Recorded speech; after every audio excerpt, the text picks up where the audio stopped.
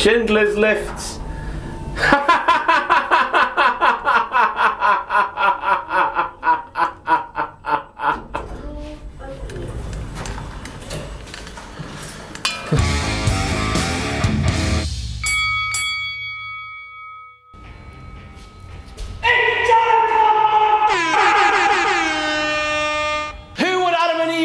JBL said the following quote: "Maggle, Bray Harper continues to watch on." He's got Bray Wyatt, Luke Harper, put them together and made a f***ing big mess. Not as big as mess though, not as big as mess. Not as big as mess as when he fell flat on his arse last week. Yes, do not forget JBL fell flat on his arse. After Luke Harper and Randy Orton's match, you know, the match where the entire hook was, "Oh, Bray loves me more than he loves you."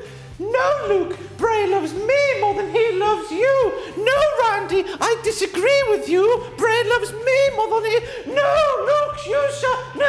Anyhow, Bray Wyatt's sister Abigail, Luke Harper, WTF. We did not see this coming. Luke has been a Wyatt for the best part of 5 years, if you consider NXT and the main roster run, and seeing Bray turn on him and siding with Randy Orton, that's a WTF moment. And despite being a Wyatt just for 6 months or so, Bray has decided to side with Randy Orton. Obviously, to the naked eye, Randy is far more beautiful than Luke, but at the end of the day, Bray Wyatt does not conform with Vince McMahon's theory that you must love big, sweaty men. You must love chiseled, well-groomed, tanned, tattooed, sweaty men. I've got no idea what this means. Somebody tweeted it to me. K Swan. Hello, K Swan. Hey. But I'm going to read it anyway because it sounds mildly funny. Somebody tell J Hood to hide the bedazzler from David Otunga. According to his sparkly watch, it's John o'clock, MF.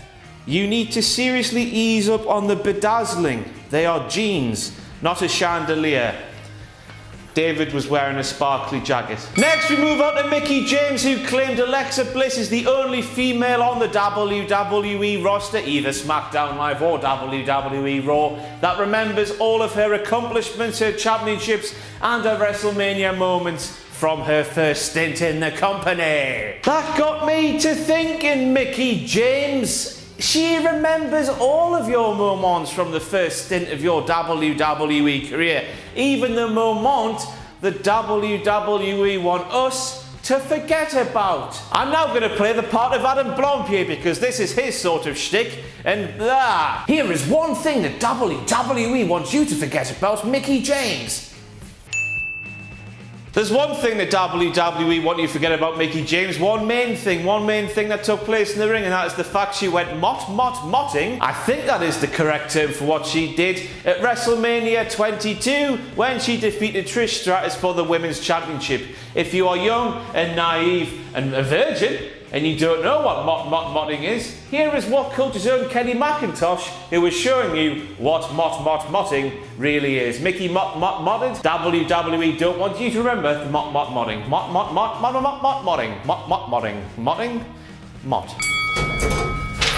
It's John o'clock again! What the f*** is going there?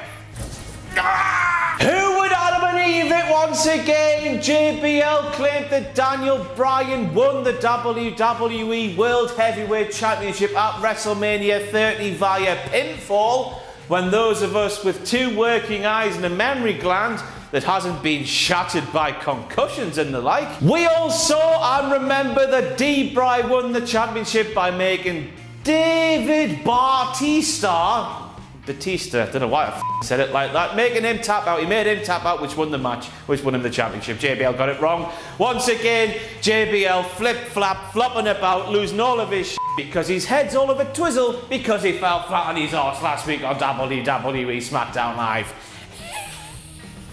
Next we move on to James Ellsworth, who turned up for a shopping trip without wearing his trousers.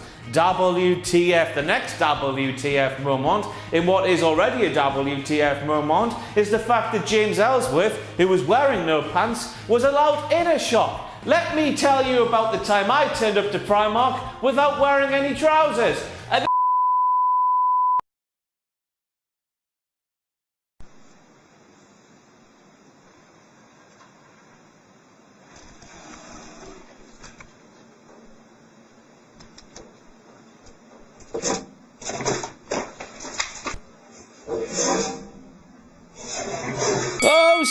Somebody kill me, please. Somebody kill me, please. I'm on my knees. Pretty please. Kill me. I want to die. Put a bullet in my head. Never mind getting my 2 fingers and pushing into my eyes. Take my 2s out my bastard head and put them in a f***ing blender. Turn the f***ing blender on and obliterate my eyes, because that sort of shit that Ellsworth is just horrible. I want to open this f***ing window. Let me out. Nikki Bella claims her mug being next to John Cena's mug on a side of a WWE truck may be destiny.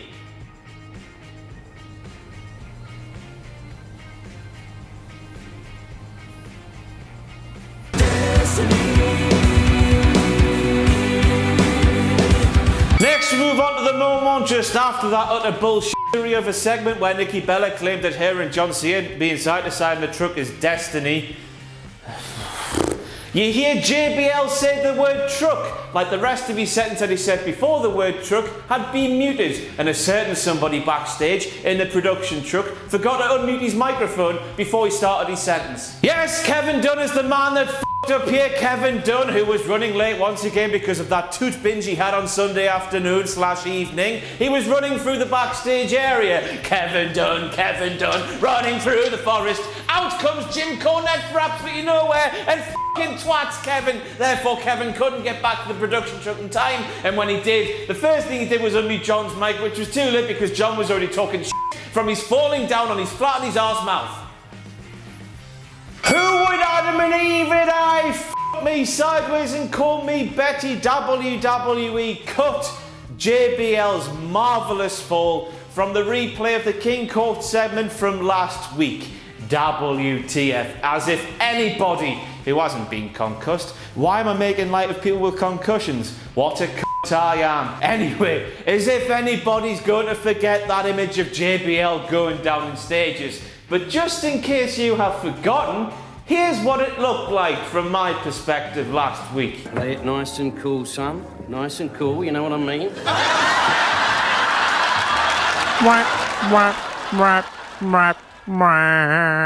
And as a little side note, I don't normally watch 205 Live, but after getting back to my new house, which still doesn't have a f***ing iron, I watch 205 Live.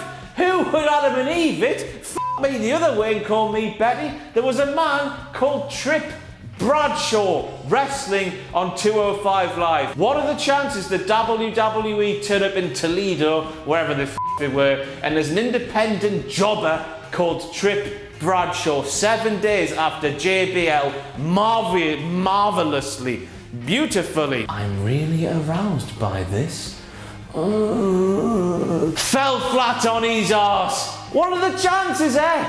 I don't think there are any chances. I think this is a massive f***ing rib, and I think WWE are tickling my bowels with stuff like this. They're tickling my bowels, and I'm f***ing enjoying it. If there's any justice in the world, the SmackDown Women's Championship would be in a singles match like the Raw Women's Championship. Whoa! Yes, that is early to mid-naughty sensation Lamar's #1 hit, If There's Any Justice in the World, applied to the graps. The graps of the SmackDown Live.